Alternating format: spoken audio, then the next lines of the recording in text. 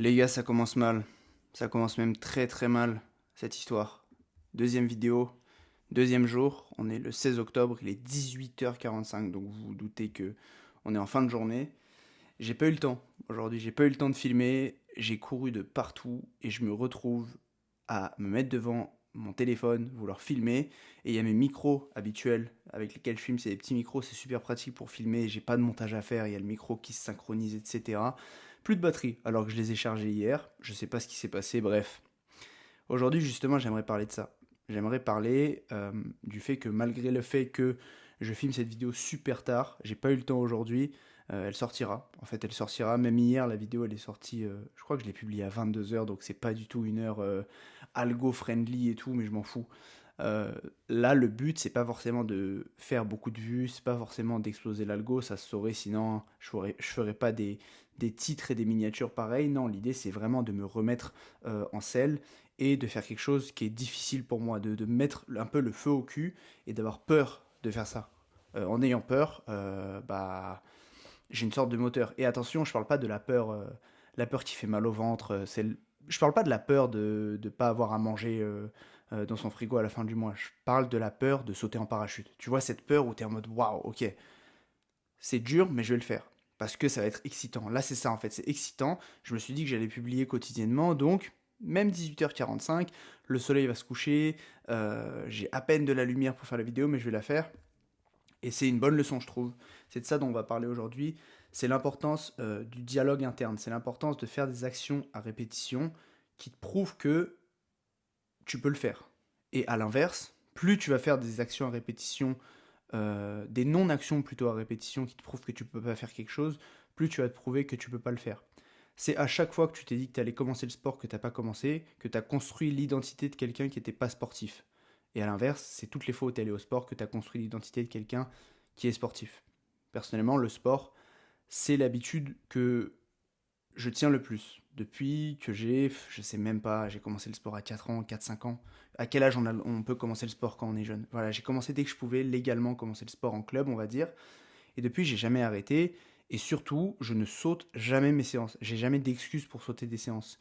Et même quand il y a des trucs beaucoup plus alléchants qu'aller à la salle de sport, ou à la salle de sport, je dis la salle de sport parce que je suis beaucoup allé à la salle, mais allé à l'entraînement de manière générale, parce qu'avant j'étais en club, et aujourd'hui par exemple je fais aussi beaucoup de vélo à côté. Quand c'est prévu, j'y vais. Et même s'il y a des choses qui paraissent plus alléchantes sur le papier, je vais au sport parce que c'est comme ça. J'ai dit que j'allais le faire et je veux continuer à construire cette identité et il n'y a juste pas de place au débat. Et la création de contenu, quand j'ai commencé, c'était un peu ça aussi. Genre, je m'étais dit que je sortirais une vidéo par semaine. Pendant plus de 100 semaines d'affilée, j'ai sorti des vidéos toutes les semaines. Parce qu'en fait, c'était mon identité et je n'imaginais même pas une réalité où je sortais pas de vidéos.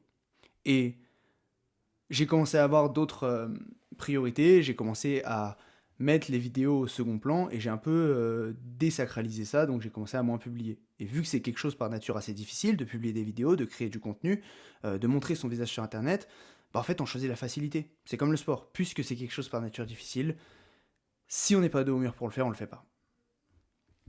Donc j'ai arrêté de le faire. Et là, je dois recommencer à le faire. Et cette journée, c'est une preuve quand même, c'est une belle preuve que j'ai perdu cette identité. Normalement, jamais de la vie, si j'ai une vidéo à sortir le soir même, je me mets à la tourner à 18h45. Alors là, bon, ça va, il n'y a pas de montage, je l'ai publié de manière assez brute, c'est ok, j'ai pas de script, mais c'est pas sérieux. Et on le sent en fait, dans mon identité, on le sent, que j'ai pas été sérieux. Et petit à petit, je vais être de plus en plus sérieux. Je suis quand même content sur le côté, je publie sur Insta, ma vidéo est sortie, ma vidéo du jour, donc ça fait plaisir. Mais du coup, revenons-en à cette importance du dialogue interne.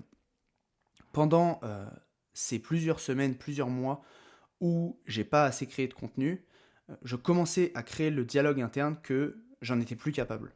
Vraiment, c'est des phrases que je me disais au quotidien, je me disais, t'es pas capable de le faire en fait. Je m'inventais des excuses, hein. Je me disais c'est fini pour toi, t'as plus les codes, t'as plus le niveau, et toutes ces phrases un peu négatives, elles commençaient à s'installer dans ma tête, et chaque jour en fait, il y avait une sorte de cercle vicieux où bah, je me prouvais que j'étais pas capable. Et en fait, la voix interne, un peu négative, qui me dit ah t'as vu t'es pas capable, bah en fait elle se nourrissait de ça. Alors que là je suis en train de faire prendre du recul à cette voix. c'est impossible que j'aille me coucher ce soir sans avoir publié cette vidéo. C'est impossible, même si je dois la publier à 22h. Parce que j'ai envie de faire taire cette voix. Et j'ai envie que la voix qui renaisse en moi, c'est bien sûr que t'es capable. Genre, c'est le process. Tranquille, ça va le faire. C'est ta mission. C'est ta tâche sacrée de la journée, c'est de publier. Avant, c'était chaque semaine, parce que bon, c'était des vidéos plus travaillées et tout à cette époque-là. Peut-être que je reviendrai à un rythme d'une vidéo par semaine plus tard. Là, en ce moment, je suis dans ce truc où je publie quotidiennement. C'est ma tâche sacrée, c'est sacré. Il faut que j'ai publié cette vidéo. C'est sacré. Il y a une phrase que je m'étais notée un jour, c'est euh, si tu vis pas à la hauteur de ton code moral, ça va impacter ton estime de toi. Donc en gros, on a tous un code moral dans la vie. On a tous des valeurs. Que ce soit explicite ou implicite, on se comporte selon certaines règles. Et en fait, c'est exactement ce dont il est question. Avoir un code moral et s'y tenir. Sinon, c'est la porte ouverte à tous les comportements. Par exemple, moi, une de mes valeurs cardinales dans la vie, c'est la loyauté et la fidélité. Il me semble qu'il y a une petite différence entre les deux, si on prend vraiment les définitions, mais moi, c'est une valeur centrale que j'ai dans ma vie. Et cette valeur-là, elle va se répercuter sur beaucoup de mes relations avec les gens. Par exemple, en amitié, je suis assez fidèle. Je suis même très fidèle en fait. Pourquoi je dis assez fidèle? Je suis très fidèle en amitié. Et évidemment en amour. C'est plutôt en amour en premier, puis en amitié en général. Enfin, pour moi, la tromperie, c'est quelque chose d'impossible et impardonnable. Voilà, c'est mon avis, c'est assez extrême, mais voilà, pour moi, on ne trompe pas, même si on a des envies, on a des pulsions, etc. On vit dans une société où, après avoir fait un arbitrage de mon côté, je trouve que c'est mieux de se retenir et de pas tromper. Donc ça, en fait, ça a un impact sur tout. Et ça a même un impact sur mon rapport à la vérité. Euh, j'essaye de très peu mentir. Quand je dis j'essaye de très peu mentir, c'est-à-dire que des fois j'ai des petits mensonges qu'on appelle, il me semble, des white lies, des mensonges blancs, pour traduire en français, c'est un peu nul, mais en gros c'est des mensonges, par exemple, pour pas vexer une personne. Je sais pas, une personne qui t'a invité à une pièce de théâtre, elle jouait pas bien, mais c'est ton amie, tu veux pas la vexer, tu vas pas lui dire que c'était nul. Par exemple, ça c'est le genre de petits mensonges que je peux avoir. J'aime pas l'honnêteté brutale qui va vexer les gens, mais j'essaie de très peu mentir. Et j'aime pas quand les gens mentent aussi. C'est quelque chose qui me... J'ai une réaction assez bizarre à ça. Enfin, j'aime pas quand les gens mentent. J'aime pas quand les gens ne tiennent pas leurs engagements de manière générale. Et en fait, on en revient à ça. Genre, la loyauté et la fidélité, c'est aussi tenir ses engagements. C'est aussi être fidèle envers ses engagements. Bref, ça, c'est une de mes valeurs principales de mon code moral. Mais imaginez que demain, je trompe ma copine. Imaginez que demain, pour une raison ou une autre, un ami à moi me confie quelque chose de très personnel, me dise ne le dis à personne, et je le dise à quelqu'un. Que je considère ou non que ce soit une information importante. Imaginons que j'ai un ami qui me dise quelque chose, qui me dise ne le dis à personne, et que je considère que cette chose-là, elle peut être dite, par exemple. Je me dis, si il considère que je dois le dire à personne, je le dirai à personne, parce qu'il m'a dit ne le dis à personne. Ça peut paraître bête et méchant, mais pour moi, c'est la base. C'est la base de respecter bah ouais, la fidélité qu'on a envers les gens. Et donc, imaginons que demain, je trompe ma copine, ou alors je dise quelque chose qu'on m'a dit de pas dire. Bah en fait, toute cette narrative que j'ai construite tout au long de ma vie, toute cette identité que j'ai construite autour du fait que j'étais quelqu'un de loyal et de fidèle, bah elle va être ébranlée par une action. Et mon dialogue interne, petit à petit, va commencer un peu à changer. C'est comme si on avait un- une cuve pleine de liquide pur, c'est mes valeurs, et en fait on mettait une goutte de quelque chose, d'une couleur différente qui allait se répandre et qui allait commencer petit à petit à colorer tout le liquide. Voilà, je sais pas, je sors ça de je ne sais pas où. Mais je pense que tu m'as compris. L'importance du code moral et l'importance de vivre à la hauteur de ton code moral. Sinon, tu impactes ton estime de toi à tous les coups. Ce que je te disais juste avant. Si ton code moral, c'est d'aller au sport chaque jour, à chaque fois que tu y vas pas, à chaque fois que tu te trouves des excuses pour pas y aller, t'impactes ton estime de toi. Je suis pas capable. Je suis pas sportif. Les autres y arrivaient pas moi. Et en fait, petit à petit, tu commences à te détruire de l'intérieur, tu vois. Une autre phrase que j'aime bien par rapport à ça, c'est que dans ta vie, tu obtiendras ce qui est acceptable pour toi.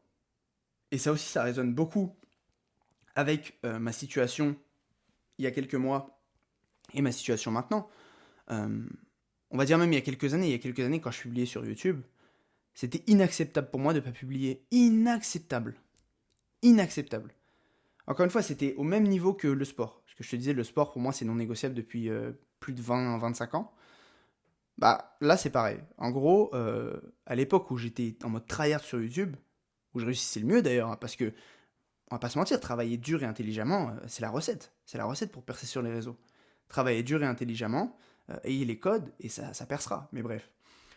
Quand je, quand je charbonnais sur YouTube, rien ne pouvait me sortir de ça. J'ai des souvenirs de moi des 23 à 24 décembre où je dois finir une vidéo parce que le vendredi c'est soit un 24 soit un 25 décembre, donc Noël ou le réveillon. Je charbonne sur la vidéo quand même, je fais tout pour qu'elle sorte et après je peux me détendre. Mais c'est tellement ancré en moi et c'est tellement inacceptable en fait, encore une fois, de dévier de ce chemin que je ne dévie pas de ce chemin. Si tu acceptes la médiocrité, tu auras une vie médiocre parce que c'est tout ce que tu mérites. Par contre, si tu trouves la médiocrité inacceptable, si pour toi, il faut choisir la voie de l'excellence, de la discipline et respecter ta parole de tout temps,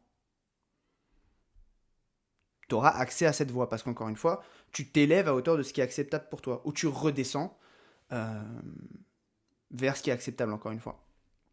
Donc, essaie de créer des choses dans ta vie, essaie de créer des, comment dirais-je, essaie d'avoir des garde-fous, essaie de te dire, ça c'est inacceptable. Et selon les périodes, ça peut changer. Hein. Par exemple, là en ce moment, dans cette période, si je publie pas chaque jour, c'est inacceptable. Il y a des fois où je fais du sport 6 fois par semaine. Et moi, c'est inacceptable. À l'année, ouais, je fais du sport 5-6 fois par semaine, minimum. Si je suis en vacances, évidemment, j'en fais moins. En fait, ce qui est acceptable ou pas, ça change selon tes situations de vie. Mais si tu es dans une situation où tu dois te mettre le feu au cul, où tu dois accomplir de grandes choses, où tu dois charbonner, où tu dois, tu vois, aller chercher l'excellence, augmente ton curseur. Essaye de voir beaucoup de choses comme inacceptables. Et va chercher l'excellence. Donc l'importance du dialogue interne, l'importance, encore une fois, c'est une question d'identité. Hein. Au plus tu répètes des choses dans ta vie, au plus ça devient ton identité. Voilà. Si tu répètes de la merde, tu auras une identité de merde. Si tu répètes des actions positives, tu auras une identité positive. Et ça, on pourrait se dire que c'est la base. C'est la base, ok. Moi, la première fois que j'ai lu un livre sur les habitudes, c'était peut-être il y a 5-6 ans. Sauf que c'est bon de se le rappeler. C'est bon de se le rappeler et selon nos situations de vie, ça s'applique différemment. Et on se rend pas compte à quel point nos vieux démons ils peuvent revenir sur la table. Vraiment, on s'en rend pas compte et à quelle vitesse. On s'en rend pas compte. À quel point on a des fois des angles morts sur certains trucs. Par exemple, encore une fois, si je me suis permis de si peu travailler, c'est parce que je gagnais de l'argent à côté, que j'avais mes clients et tout. Donc sur ça, ça allait. Genre, on va dire que moi, ce qui était inacceptable pour moi, ça restait au-dessus de la moyenne de ce qui est inacceptable pour la plupart des gens. Parce qu'en gros, j'ai cette sorte de rigueur et je suis assez dur avec moi-même. Donc même en fait, en gros, ma ligne, si on fait une ligne, tu vois, où quelque chose devient inacceptable, la mienne, même la plus basse, elle reste assez haute. Donc ça allait. J'avais mes clients, j'avais mes trucs et tout. Mais je me suis rendu compte qu'en fait, je retombais dans des vieux démons d'une personne qui, potentiellement, n'y connaît rien à la science des habitudes. Et c'est pour ça que c'est bien de le rappeler de temps en temps. Donc, ce que tu répètes sur une base quotidienne crée ton identité, l'importance du dialogue interne, l'importance de se répéter que tu es capable. Aujourd'hui, avec cette vidéo, je suis content parce que je me suis prouvé que j'étais capable et je suis content parce que j'ai réussi à trouver un sujet par rapport à cette journée. Et c'est ça que je veux faire avec ces petites vidéos. C'est pas que de sortir, parce que moi, sortir 70-80 vidéos sur plein de sujets, c'est pas quelque chose qui est hors de portée pour moi. Je peux même le batcher, te le préparer d'avance avec quelques bullet points et parler 15-20 minutes sans montage. J'ai aussi envie que ça résonne avec mon quotidien, parce que je sais que si ça résonne avec mon quotidien, ça pourra plus résonner avec toi que si je dis quelque chose froidement, tu vois. Je peux donner plein de conseils froidement, hein. Je peux donner plein de conseils sur la vie, tu vois. des trucs auxquels j'ai déjà réfléchi, j'ai juste à plonger dans mes notes. 80 idées, même 100 idées, je peux en avoir d'affilée. Mais trouver un truc qui résonne avec mon quotidien, je trouve ça encore plus stylé. Et là, je suis content aujourd'hui d'avoir pu trouver un truc qui résonnait avec ma journée. J'ai encore du chemin à faire et ça se voit, tu vois. J'ai encore ce dialogue interne à reconstruire de je suis capable de le faire et ça doit être ma priorité de la journée. Alors attention, aujourd'hui, j'ai pas rien fait justement. J'avais trop de trucs à faire, mais je me retrouve en fin de journée à devoir finir cette vidéo.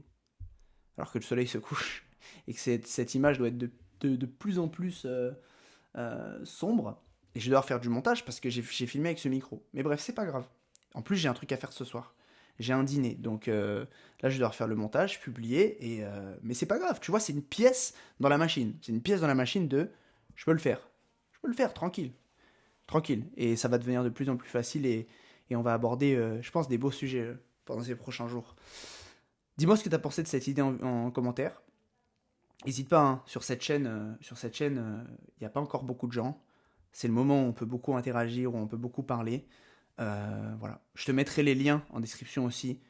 Si tu veux, soit prendre un appel avec moi pour potentiellement partir sur un accompagnement. C'est un appel découverte. C'est 100% gratuit. Donc tu viens, on parle 45 minutes, 1 heure, même plus s'il le faut. Je fais un diagnostic de ta situation sur le contenu, sur la création de contenu, que tu en crées ou pas, hein. Je vois tes blocages, je vois où tu veux aller et je vois si tu es un bon fit. Comme je le disais dans la vidéo d'hier, si tu l'as vu, je prends moins de gens qu'avant parce que je veux des gens sérieux et déter. Je vois si t'es un bon fit et si t'es un bon fit, pourquoi pas. Cet appel il est gratuit, je te mets le lien en description. Je te mets aussi le lien de mon Insta parce que j'y poste des trucs aussi quotidiennement, que ce soit story ou réel. Donc rate pas ça et on se retrouve demain. Ciao.